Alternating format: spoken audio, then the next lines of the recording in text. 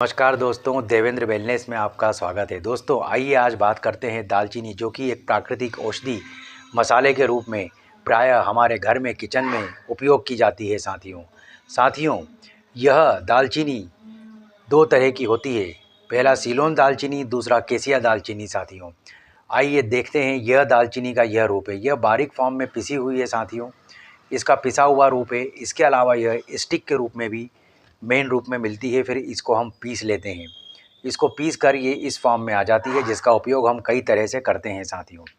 साथियों आइए जानते हैं, क्योंकि दालचीनी में सिनेमाल्डिहाइड एंटीऑक्सीडेंट के रूप में पाया जाता है, यह बहुत ही महत्वपूर्ण तत्व है। और दालचीनी को हम सेरेमोमम वेरम नामक पेड़ की भीतरी छाल को सुखाकर तैयार करते हैं। साथियों यह दो तरह की होती है, सीलोन दालचीनी, केसिया दालचीनी। सीलोन दालचीनी मुख्य रूप से मीठी होती है, पतली होती है और कई रोगों में इसका बहुत उपयोग होता है। यह प्रायः श्रीलंका और दक्षिण भारत में, कर्नाटक वगैरह, तमिलनाडु में इसका उत्पादन होता है। दूसरी केसिया दालचीनी, यह थोड़ी मोटी, खुरदुरी और स्वाद में तीखी होती है और इसमें एक कोमारिन नाम का तत्व पाया जाता है। यदि हम इस दालचीनी का ज़्यादा उपयोग करते हैं साथियों, तो यह हमें हमारे लीवर को नुकसान कर सकता है। तो आइए इसके अलावा जानते हैं इसके कुछ स्वास्थ्य लाभ। सबसे पहला, यह हमारे ब्लड शुगर को नियंत्रित करती है, क्योंकि ये इंसुलिन की सेंसिटिविटी को बढ़ाती है, जिससे कि हमारी ब्लड शुगर नियंत्रित रहती है, ब्लड शुगर नियंत्रण में रहती है। दूसरा नंबर, यह पाचन में सहायता करती है। दालचीनी हमारे मेटाबॉलिज्म की दर को बढ़ा देती है। मेटाबॉलिज्म की दर बढ़ने से हमारा खाना अच्छे से पचता है, जिससे कि हमारी पाचन की दर हमारे नियंत्रित रहती है। नंबर 3, हृदय स्वास्थ्य। यह हमारे को LDL, बैड कोलेस्ट्रॉल आदि को हटाती है, जिससे कि हमारे हृदय में सुरक्षा बनी रहती है और ब्लड प्रेशर भी नियंत्रित रहता है। साथियों इसके अलावा यह अपने एंटी इन्फ्लेमेटरी गुणों के कारण यह हमारे जोड़ों के दर्द में लाभदायक है, साथ ही हमारी सूजन को भी कम करती है।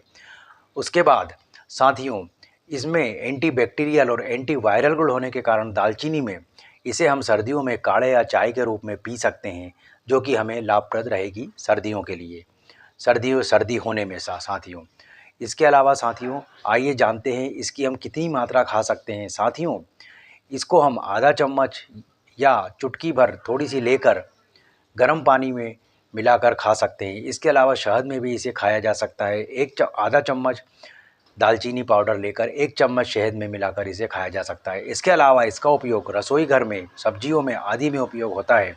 लेकिन ध्यान रहे साथियों, जिनको कि गर्भवती महिलाएं और जिनको कि ब्लड पतला करने की दवाइयां ले रहे हैं, वे इसे डॉक्टर की सलाह के बाद ही खाएं। साथियों आइए जानते हैं आज इसके कुछ खाने के तरीके। इसे गुनगुने पानी में हम सुबह गुनगुने पानी में आधा चम्मच करीबन डालकर ले सकते हैं, जिससे कि ये हमारे मेटाबॉलिज्म को बूस्ट करती है।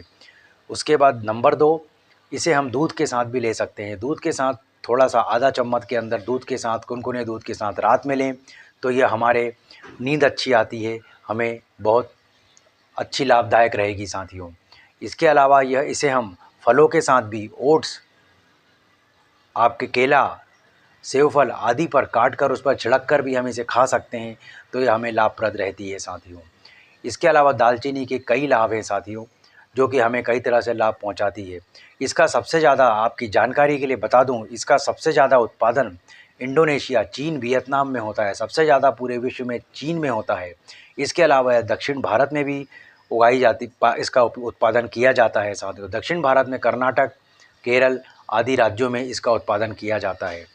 तो साथियों दालचीनी को अपनी दिनचर्या में शामिल करें और स्वस्थ रहें, मस्त रहें। साथियों लेकिन जो ब्लड थिनर वाले हैं, ब्लड थिनर की दवा ले रहे हैं, खून पतला करने की दवा, वे इसे लेने के पहले डॉक्टर से कंसल्ट जरूर करें। तो साथियों यदि यह जानकारी पसंद आई तो मेरे चैनल को लाइक करें, शेयर करें, सब्सक्राइब करें। Thank you very much. इसी तरह हेल्थ टिप्स के लिए मेरे साथ बने रहें। थैंक यू वेरी मच साथियों।